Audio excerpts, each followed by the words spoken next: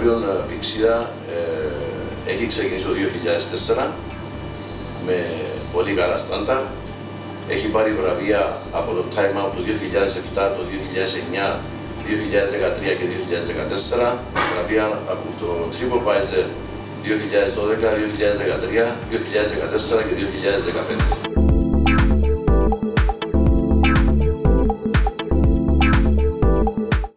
Προσπαθούμε να κρατήσουμε το στάνταρ της Πηξίδας στη Λευκοσία και ακόμα να ανεβάσουμε παραπάνω και στη Λευκοσία και στη Λεμεσό με φρέσκες παραγγελίες καθημερινώς, φρούτα, λαχανικά, ψάρια, όλα τα ορεκτικά κατασκευάζονται στο εστιατόριο, δεν αγοράζουμε τίποτα έτοιμο και προσπαθούμε να κρατήσουμε αυτόν τον τρόπο το στάνταρ του μαγαζιού.